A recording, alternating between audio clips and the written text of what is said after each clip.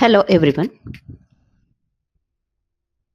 Myself Dr.M.Madhavi, Professor of Mechanical Engineering, MVSR Engineering College, Hyderabad, and my colleague Mr. K. Karthik Rajshekhar, Assistant Professor of Mechanical Engineering, MVSR Engineering College, Hyderabad, jointly presenting lesson number 2 of Computing Mechanisms of Machinery. The contents of this presentation are taken from Kinematics of Machines by Roland T. Hinkle, and the presentation is designed for undergraduate engineering students. The contents of this particular lesson are resolvers, inverters, squaring, integration, differentiation, 4-bar linkages, schematic design covered. Resolvers.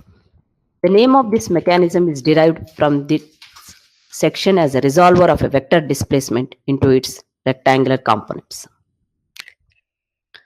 Let us understand the mechanism with the schematic sketch. This mechanism comprises of gear and pinions, rack and pinion, slotted linkages of transmission type. Now, coming to the working principle of this particular mechanism. The mechanism majorly comprises of gear B, named as gear B, which gets the driving motion from gear C through an input source of shaft S2. Now, this gear in turn has a slot on which a rack and pinion are operated. Now, there are two slotted linkages placed in vertical and horizontal positions and pivoted at this particular point on gear B. The slotted linkages in turn are machined as racks and pinion at the bottom of the slotted linkages for both the vertical as well as the horizontal linkages. Now the major objective here is to maintain the distance constant from a pivot center to the pinion center and give rotation to gear B. This in turn will produce resolved components as r cos theta and r sin theta as a translation motion for the rack and pinion of a slotted linkages. You can see the output as x is equal to r cos theta in horizontal position and y is equal to r sin theta for a vertical position. So there are two outputs for one input. The input is the rotation of gear B.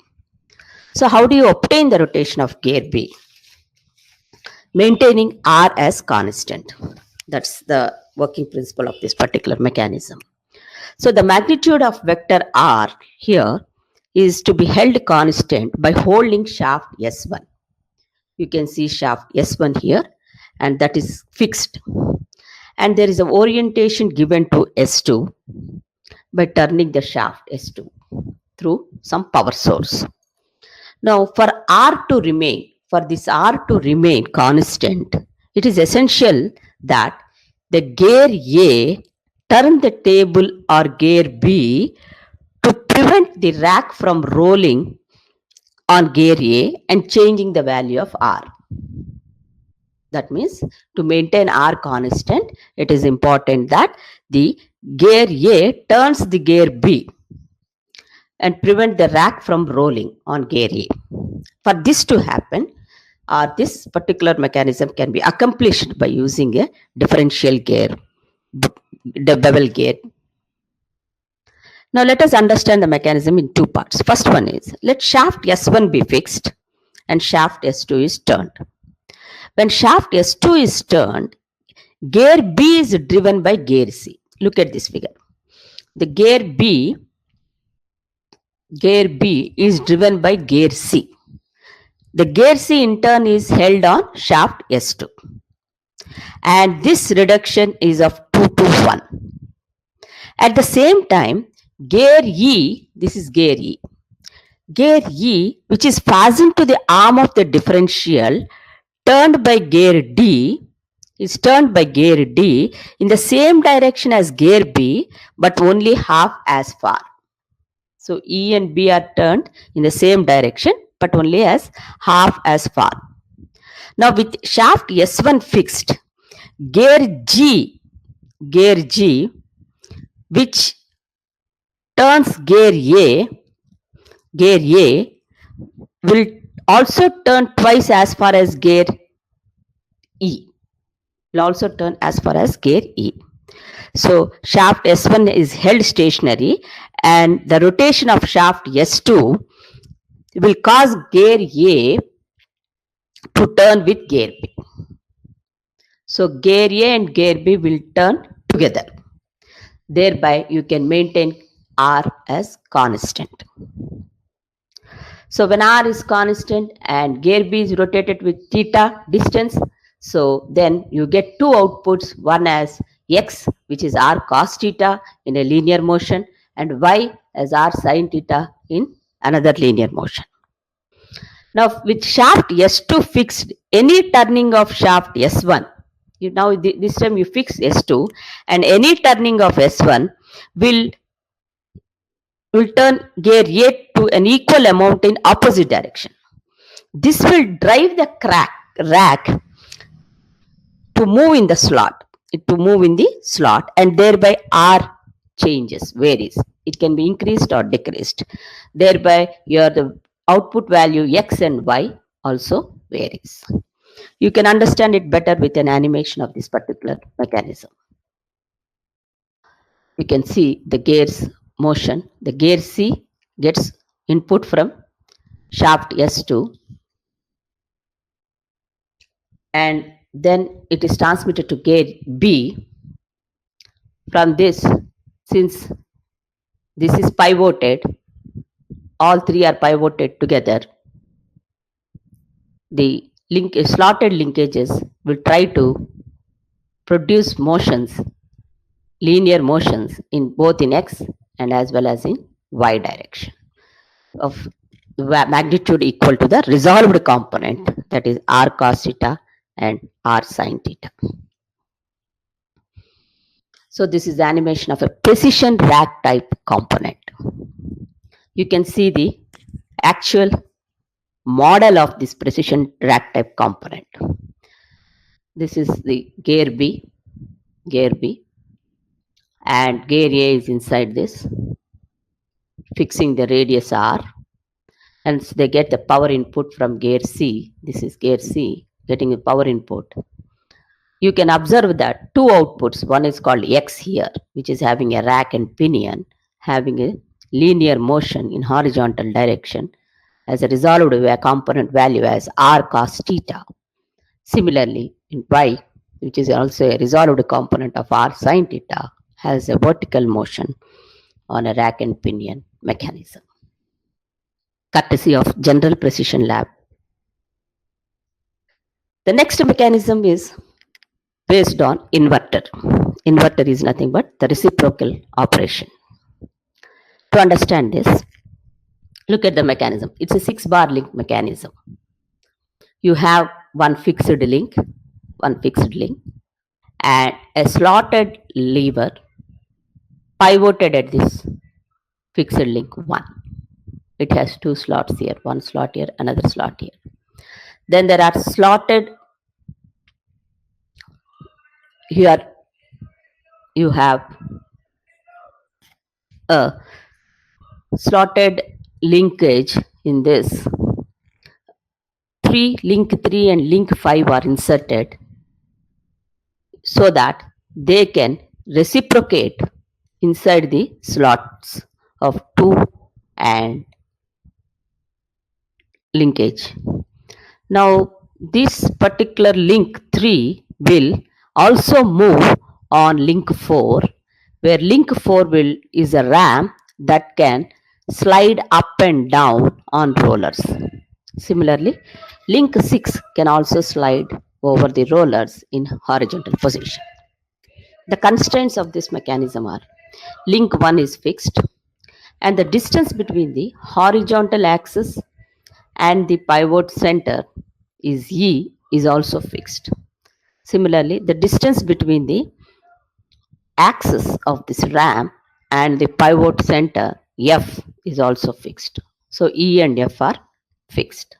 Now to obtain this reciprocal operation, let X be the input, X be the input, that is the distance traveled, then Y will be the output. So our aim is to obtain the reciprocal of these two parameters, variables, two variables. What is X? X is the distance from the slider center to the pivot center. Similarly, Y is the distance from the center of the slider to the center of this pivot center. Both X and Y are variables. Now, if you can form a triangle in this, like you can observe, you can form two triangles on this particular geometry. You can form this one triangle where E and X are two edges, and you can form one more triangle on this with Y and F as another edges. So these two triangles happen to be similar triangles. So in a similar triangle, you compare the ratios. The ratios are X by E is equal to F by Y, or X is equal to EF by Y. If E and F are constants, and if you can maintain that product of this EF as unity, then X and Y are reciprocal to each other. Yes, X and Y are reciprocal to each other.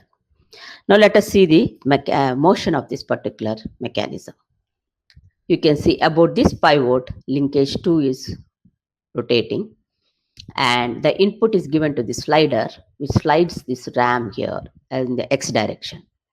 Then you can observe that. We can observe that the motion of this one is Y direction, happen to be the reciprocal of the input direction. So this is what is the animation of inverter. Coming to the third mechanism, that is squaring. Squaring is slight modification of the previous mechanism. See here you have three RAMs, that is link 2, link 7 and link 5. And you have sliders 6 and 3 pivoted on 7 and 2 respectively.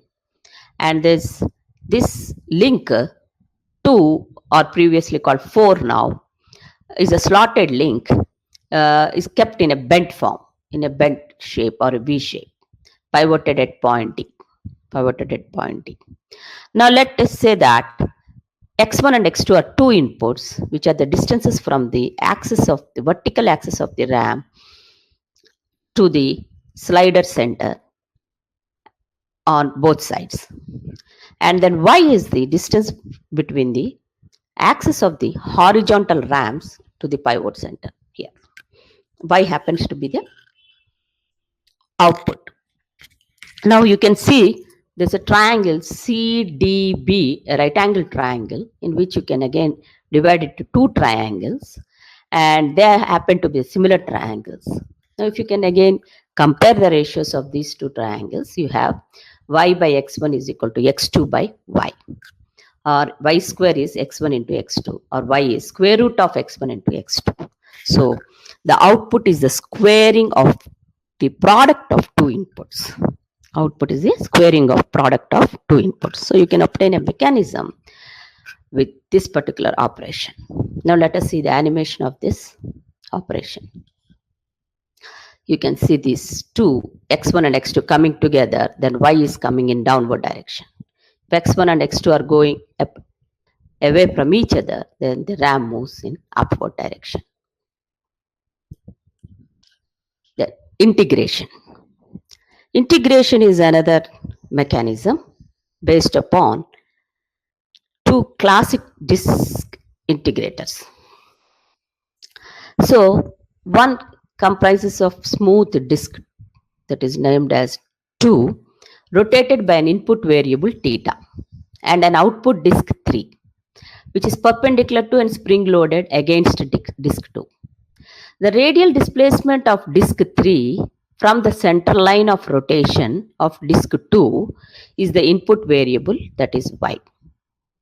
Input variable, that is y. You can see a 3D mechanism here. Now, assuming perfect rolling is happening between disk 2 and disk 3,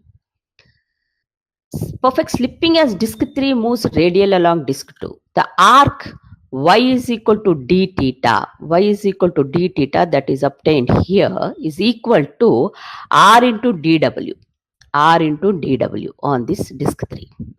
So I can write this as r into dw is equal to y into d theta, or dw is equal to 1 by r y d theta. So W is equal to 1 by R integral y d theta. The value 1 by R is known as the integrator constant. Integrator constant. So let us see the animation of this particular one. You can see the disk 2 rotating through some power source, and then disk 3 is rolling on this disk 2 radially in outward direction, in turn connected to a lead screw mechanism, thus obtaining some translatory motion. Now, the disadvantage of two-disc integrator is that the output torque is limited by the frictional force between the discs. So, the two requirements for good operation is opposed now. This objection is largely overcome in the design of the ball disc integrator shown below. So, what we need to, we have to slightly modify this mechanism. In place of disc 3 there, we replace it with cylinder, spring loaded on either side. Now, the connection between disk 2 and disk 3 is via the ball discs 4 and 5. You can see the 3D model of this. This is the same as disk 2, which gets the input source from some motor, and disk 3 is the output, that now it is in the form of a cylinder. So the motion is transmitted through the balls which are placed inside this particular mechanism. Now look at the photo picture of ball and disc integrator. So this is disk 2. This is disk 2, which gets the power from disc drive shaft here, connected to a motor. So the power gets from here to disc, and via this ball disc integrators, the motion is transmitted to the cylinder through this roller shaft, and this ball carriage also gets displaced, having a linear motion. So the disk 3 is replaced by the roller, which is driven by disk 2 through idler balls 4 and 5. There is then rolling action when the balls are shifted radially on disk 2. This permits a larger output torque. That's the major advantage, which can be obtained by increasing the spring force between 2 and 3. The next mechanism is based on differentiation. The general problem of differentiating one variable with respect to another is solved by reversing an integrator. But this does not yield a theoretically exact solution. So let us understand this concept using one mechanism. The figure here represents a mechanism based on differentiation. This mechanism comprises of driving shafts S1 and S2, where S1 input is given as Y rotations, and for S2 input rotations are X. The S1 shaft holds a differential bevel gear mechanism. Gear A and gear B happen to be bevel gears. Also carries arm gear and rack. This mechanism can be viewed in its position in a top view, where arm gear has a radius of r and rotates with pi radians per second. Then the rack will have an initial velocity of linear motion where dw is somewhere around 5.18 inch per second, assuming.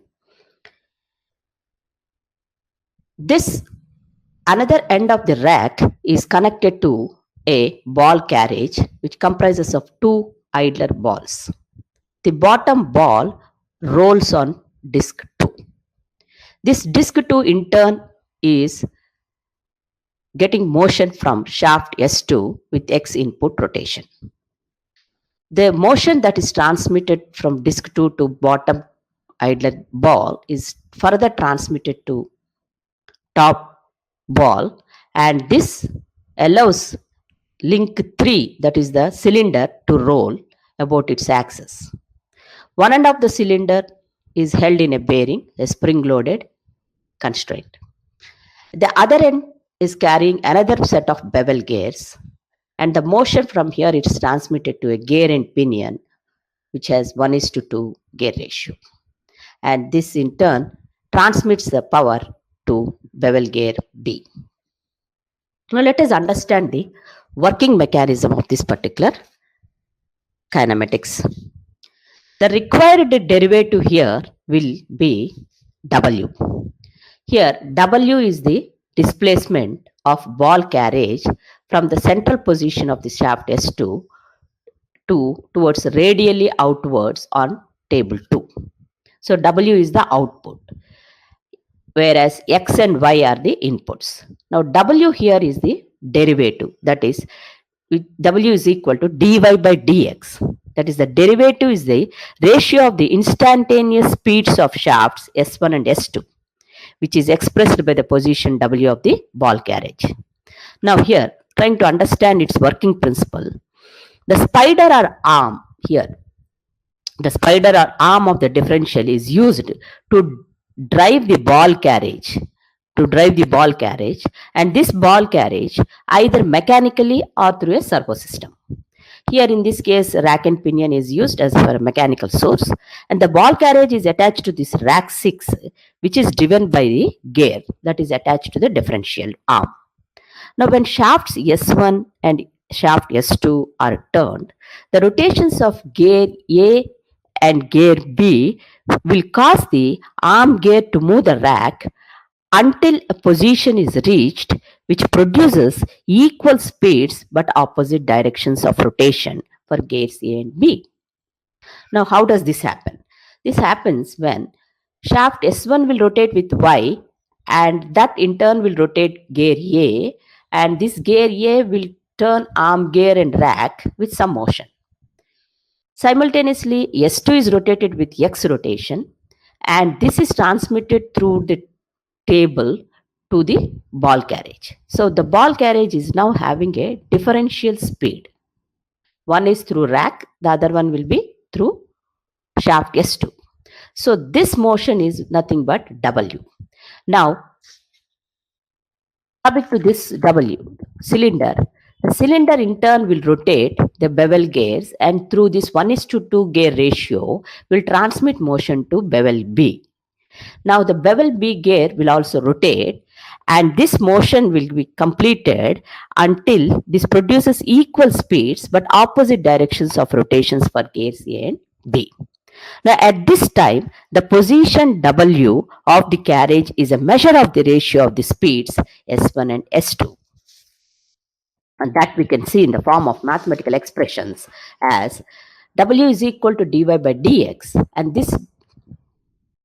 this position of W of the ball carriage in terms of the differential inputs is given as y minus integral W dx. So W is equal to y minus integral W dx. That net effect of the speeds of this is the displacement. That is equal to W by K.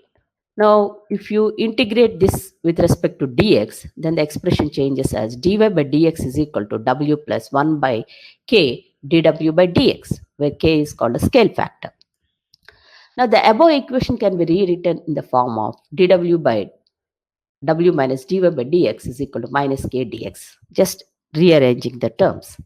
Now, for the case of dy by dx is constant, we can integrate giving this as logarithmic value of W minus dy by dx is equal to minus Kx plus C1, where C1 is a constant. Now, finally, substituting with the constraints of the given condition, then we can obtain in output displacement W as an integral form dy by dx, it is the ratio of the inputs plus c into e to the power of minus kx. So c can be obtained from the input conditions of the mechanism. So this is how a mechanism can be developed based upon the differentiation operation. Then there is another set of mechanism which is the simplest, more practically feasible and widely used mechanisms. Those are 4-bar linkages. Now the linkages are relatively inexpensive to construct, are positive in action, and have essentially no backlash if preloaded ball bearings are used. Now let us understand this mechanism. This will have comprises of 4 links. Link A, link B, link C, link D. So this to happen as a kinematic mechanism, one link has to be fixed and input is given to one link, and through the coupler link C, output is considered for link D. Now link B is allowed to have a range of XS and XF, where XS is the start angle of the input link and XF will be the end angle of input link. So if phi is the input angle. So similarly, if YS and YF will be the start angle of the output link and the end angle of the output link, where Xi is the output link angle.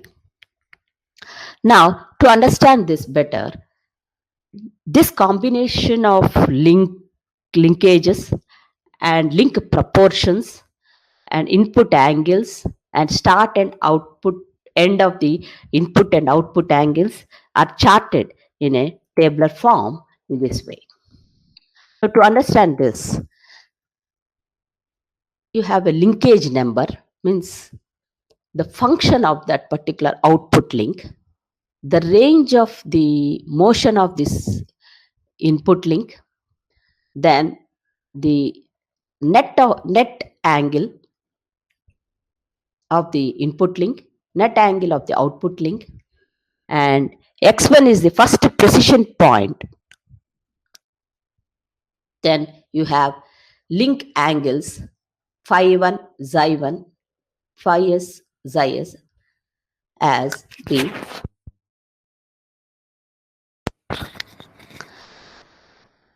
and link proportions b by a, c by a, d by a. Then is the maximum error degrees.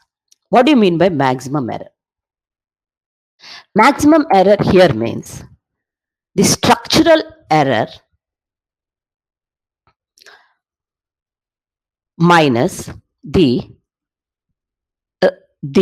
ideal angle.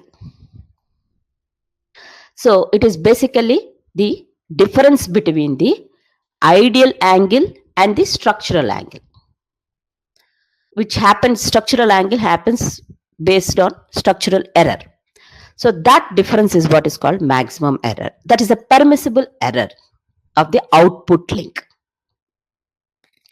Now let us see, suppose linkage number 1. Linkage number 1 means it comprises of 4 links arranged such a way that the output link is a logarithmic function. The output link D is a moves for a logarithmic function. Then the range of this input angle or scale will be 1 less than or equal to x less than or equal to 2. Then the net difference of this particular input angle, that is the start and the end, is 60 degrees. Similarly, for the output, it is 60 degrees. Suppose you are taking the first precision point, x1, some in between xs and xf. x1 is something in between xs and xf. That means in between this range, 1 and 2. Then you can measure the angles of this, input angles, output angles. Then these are the proportions, link proportions. You are fixing it for a particular value. Then this is the maximum error degrees. Then you can obtain a linkage which gives us an output, a logarithmic function. Similarly, you have many other functions. You have another combination of proportions of linkages and angles so that the output link can give you sin x. Then another linkage number 3, output can give you tan x with some this set of values. With if you can arrange with this set of values, you can obtain a output linkage of tan x. Similarly, exponential of x, then reciprocal of x. We have seen previously the reciprocal of x with some linkages and slaughters and slotted links, ramps and all, isn't it? Reciprocal. But here you can obtain the same using only 4 bar linkages. Similarly, x to the power of 1.5. Then there is x square. We have already studied x square also in the form of some links, gears and all that. That here you can avoid all those mechanical elements and design a 4 bar linkage in order to obtain an output as x square. Then you have x to the power of 2.5, x cube, x square, minus logarithmic of x, minus log 10 of x, then plus log 10 of x. Here these two varies with input angles. There is a feasibility of obtaining the same output with a different proportions and different range of angles. Okay, there is x gen x log x, then x to the power of 1.5 is also another set. You have seen this x to the power of 1.5 here. What varies between these two is majorly the linkage proportions. Linkage proportions and the maximum error not minimized is another important aspect for these output linkages. Now, let us understand each one of them. Suppose you take the first preliminary one. This is the motion. This is a fixed link, and this is the input link. This is the coupler link, and this is the output link. So once the input link is given some motion here, then through the coupler link, an output link will have certain amount of motion, and that can be can be any function. You can derive any particular function. Now let us see for link number 2. Link number 2, here the output link, that is a D will derive a sine function. So let us first understand. This is the link A as usual. This is link B, link C, link D. If we can arrange this linkage, 4 bar linkage with a specific set of input angles and link proportions, and then with a specific set of output angles and give motion input for the link B, then link D will derive a path which is a sine function. Will derive a path which is a sine function. We can see just the motion of this particular linkages.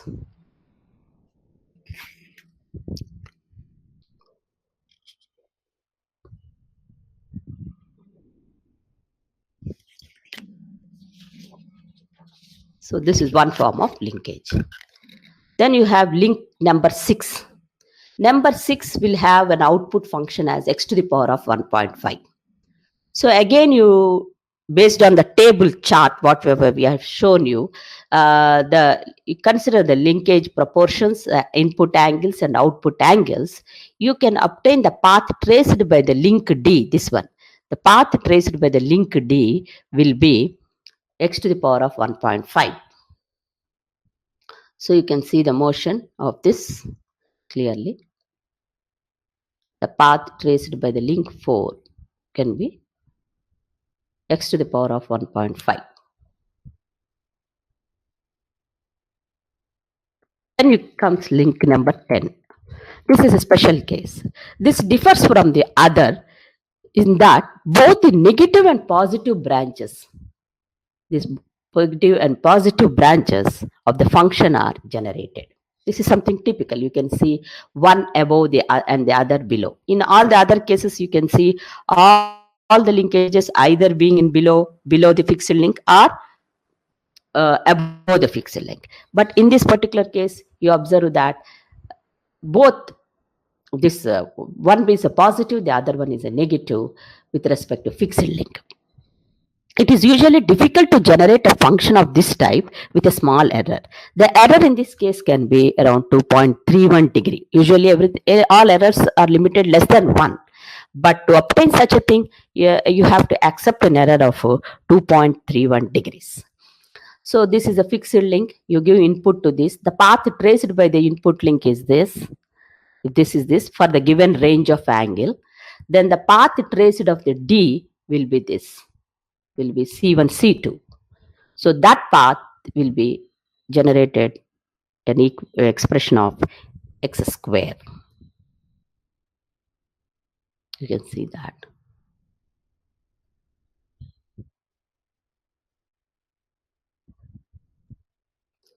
So if the motion is given in this form, you can obtain the x square path.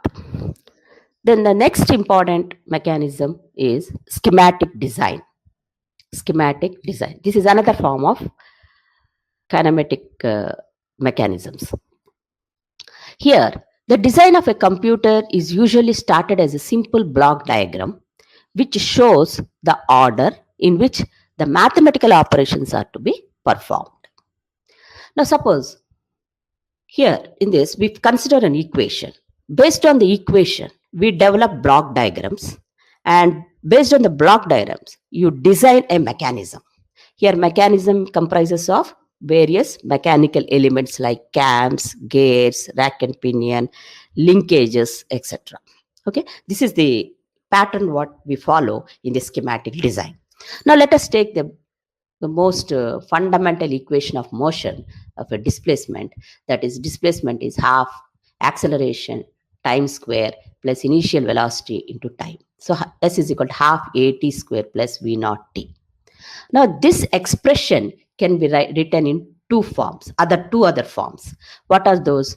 One, you can write the same expression as S is equal to A into T by 2 plus V naught into T, taking T as common. The second form is S is equal to A by 2 plus V naught by T into T square. So you can write the same equation of motion in two different forms. Okay.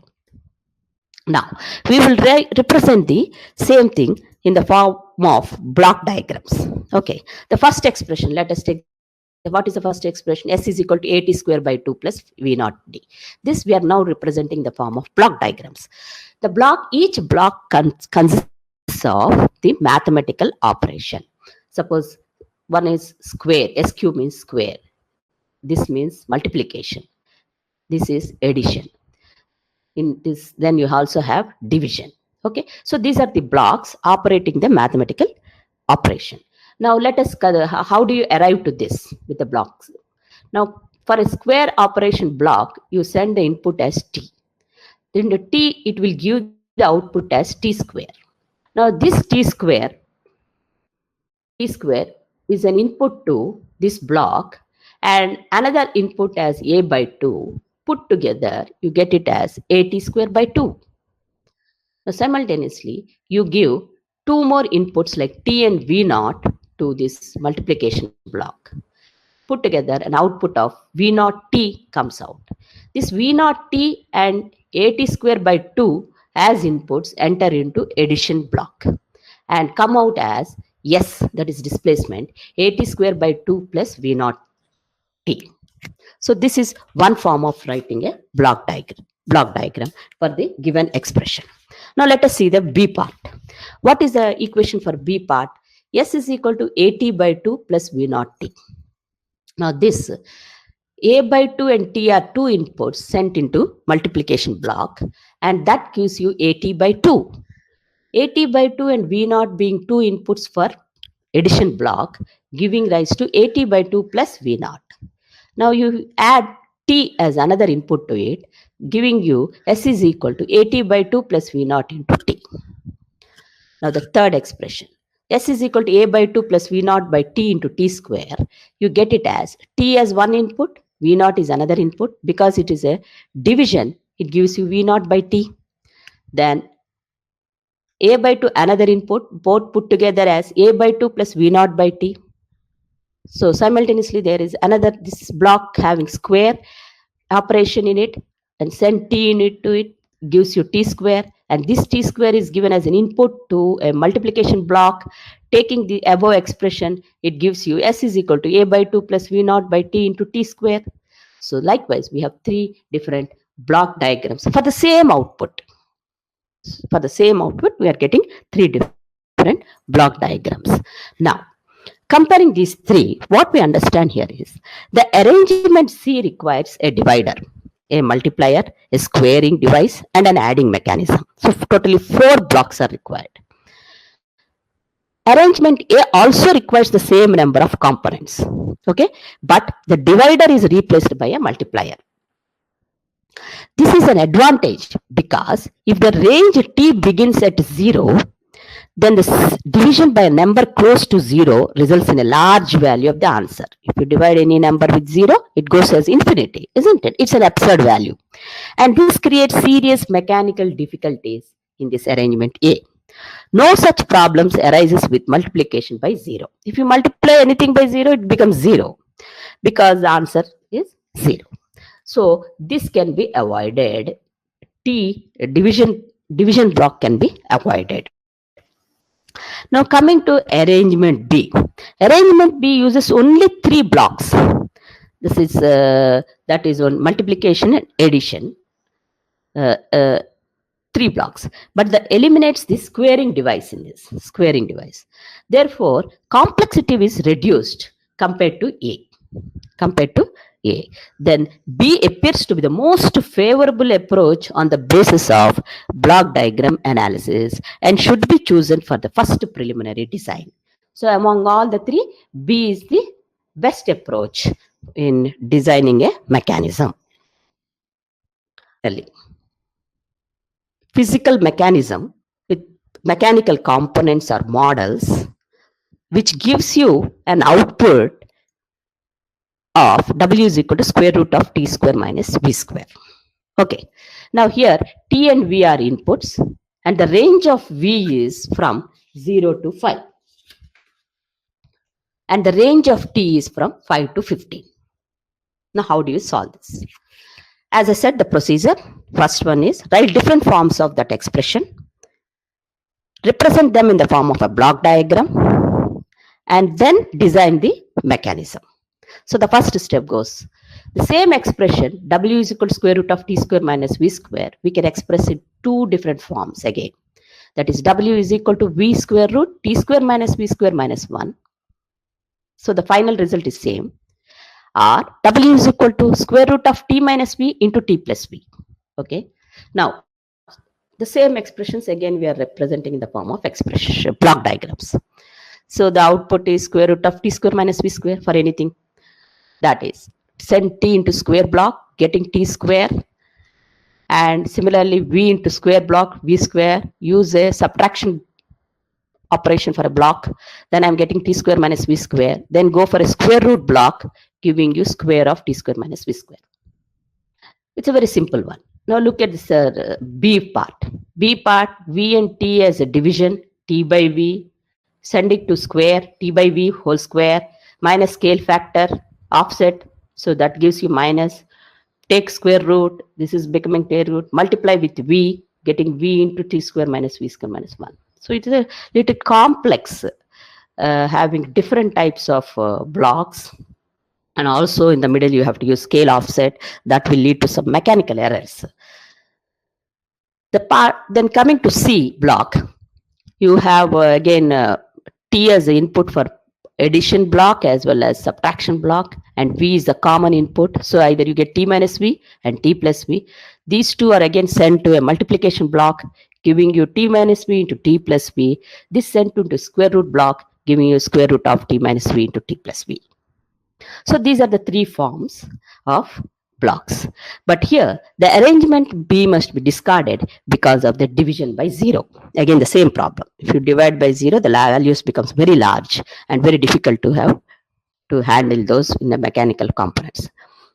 Their arrangement at C can be mechanized, but multiplication is relatively complex and should be avoided if possible. So the first arrangement shown is the simplest one to mechanize and will be chosen for this example. So whatever mechanism we are going to design now is based upon the block of A, where you have only square, subtraction, and square root. Okay, so 3 varieties of mechanisms we are seeing here. That, see, one solution. I'll show you two types of solutions for the same equation. The first solution is using cams.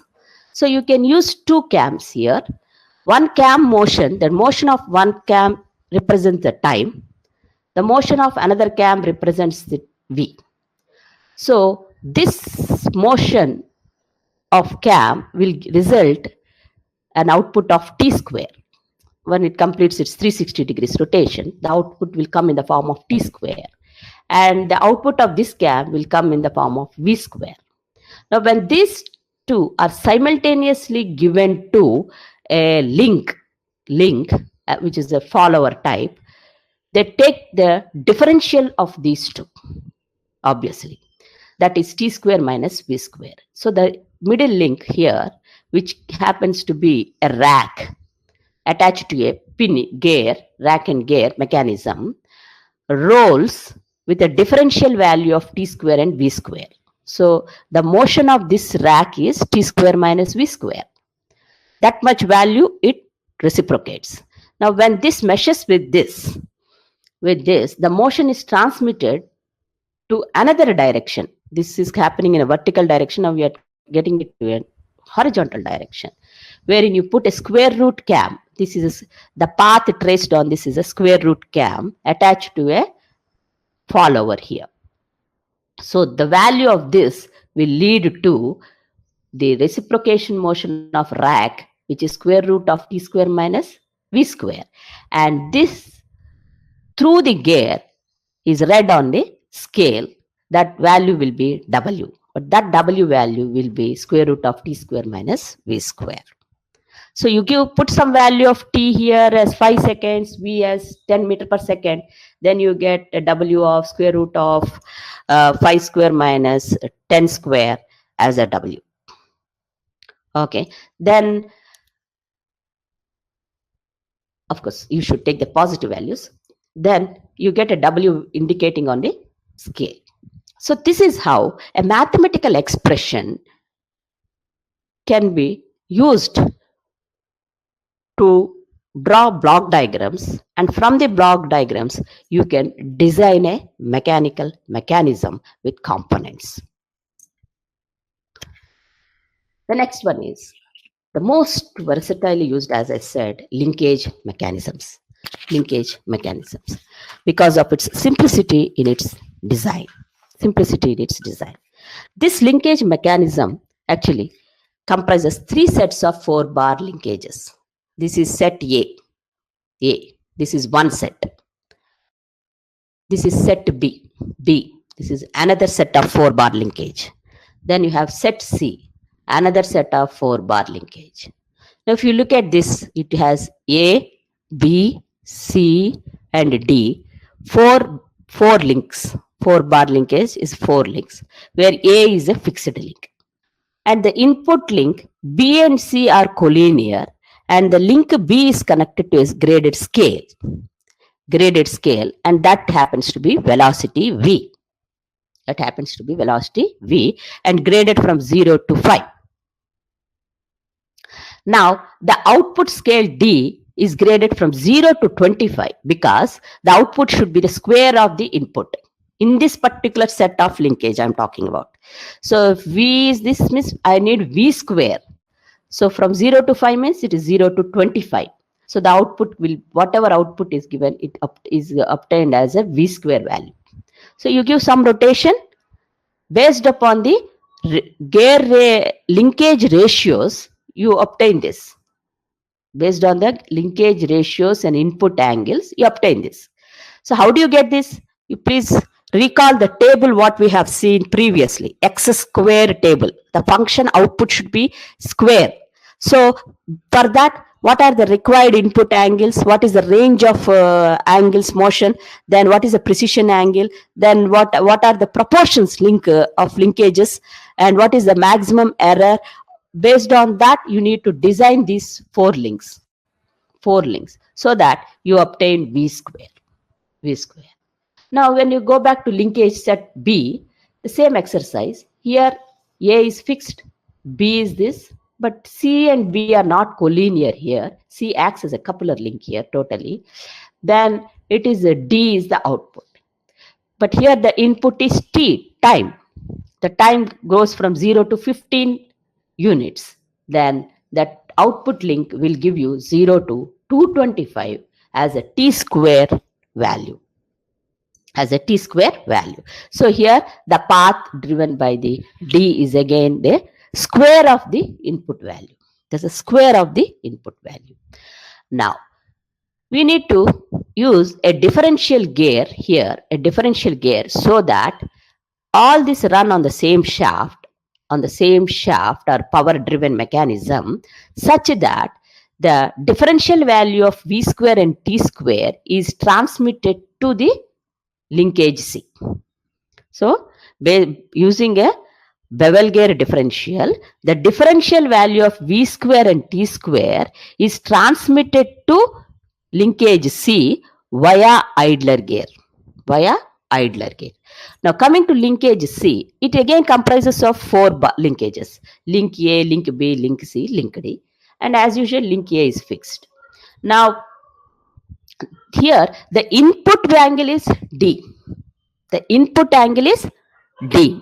That it is getting this input angle from the differential gearbox, that is T square minus V square. Now, what is the output? You need square root of. You need square root of. So, you have to design the linkages based upon the square root function from that chart. From the chart, considering the linkage proportions, input angles, output angles, range of those angles, etc. You design the linkages such that your output is given by the B as a square root of T square minus V square. Square root of T square minus V square. So this is how a mathematical expression of W is equal to square root of T square minus V square can be converted in the form of a mechanism. Look at this. This is a typical linkage computer which has many links like this linkage A, linkage B, linkage C combinations here, taking T and V as inputs, converting them as T square and V square, and through the differential gearbox, sending it to the another set of linkages, and finally deriving square root of T square minus V square. So this is how a mechanism is designed based on a mathematical expression.